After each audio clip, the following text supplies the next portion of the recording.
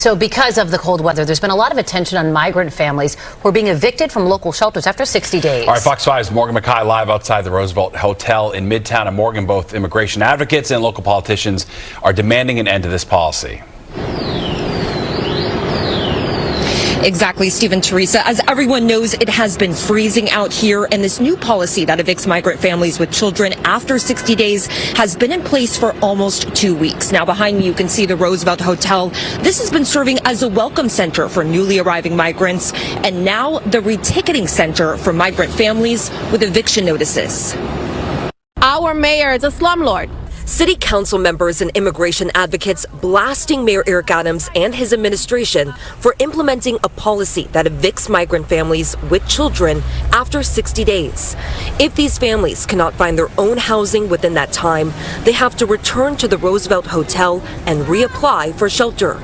While a similar policy for single adult migrants has been in place for several months, this new recent policy change that now impacts migrant families with children has many, including the city council speaker, pushing back against the mayor. I urge the mayor to abandon this counterproductive and cruel tactic and instead pursue more sound management. Last week, the administration amended this policy so that pregnant migrants in their third trimester and women with newborn babies will not receive eviction notices until their babies turn 6 months old.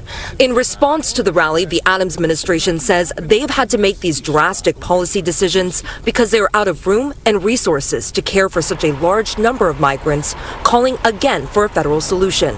More than 170,000 migrants have received care since the spring of 2022, and 68,000 migrants are currently being housed by the city.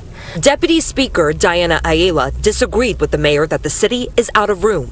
I've been in meetings where I have been told directly that one of the motives for this policy is really to make people uncomfortable enough. So I don't believe that the mayor is being honest. Advocates also say that moving kids around to different shelters disrupts their education, with some kids being forced to bounce around to different schools. They have not been getting all the help this administration claims they've been giving them.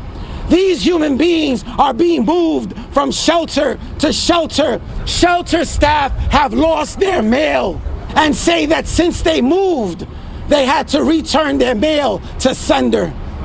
These are life-changing documents. Now, according to a recent Siena College poll that came out this morning, more than 80% of New Yorkers say that the recent migrant influx is a serious problem. Reporting live, I'm Morgan McKay. Some 34,000 asylum seekers have arrived here in Chicago, and tonight there's no indication that the number of new arrivals is likely to slow anytime soon. Today, Mayor Johnson held an impromptu meeting of suburban leaders to outline a new plan of attack. A change in strategy from Chicago Mayor Brandon Johnson for dealing with the steady arrival of migrants into the city. A closed-door meeting held today between his office and 24 suburban leaders, including Burr Ridge Mayor Gary Grasso. He's looking for increased spending and increased money and support for shelters and services so he can better house the migrants in and within Chicago. Part of Johnson's plan includes more reliance on state and federal resources. No new shelter beds will be provided. Instead, beds will be filled as migrants exit, which will put more pressure on asylum seekers to find permanent housing faster. They provided help to migrants who got here in October or earlier by assisting them with housing for 3 months. After that time, they are on their own. For people who came to Chicago after October, they aren't providing the same help. Complicating the migrant issue, the arrival of extreme winter weather. Tonight's forecast calling for a wintry mix of rain and snow and ice. What we are seeing is that it's still getting colder out. It's wetter and rainier out. People are still arriving, not just in Chicago, but all throughout the suburbs. Johnson's new plan also includes a greater focus on getting work permits for asylum seekers, some of whom may now be living here legally longer than the law allows. The question I get is, are these people legal? Yes, they are, but at some point, if they don't go through the process, they're not legal anymore, and it's been some time after all. In the meantime, Governor Pritzker is again questioning Chicago's handling of the migrant situation.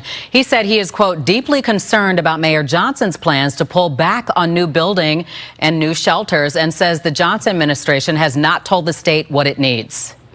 The city has not told the state where they would like us to put our resources to build new shelters or help them build new shelters. So we can't help if they don't identify those locations. And we need to make sure that we're not ending shelter capacity, as the city is now planning to do, at the end of winter. If you think this problem is going to end when the temperature warms up, it's not. Governor Pritzker said he hopes the Johnson administration rethinks its current plan regarding shelters.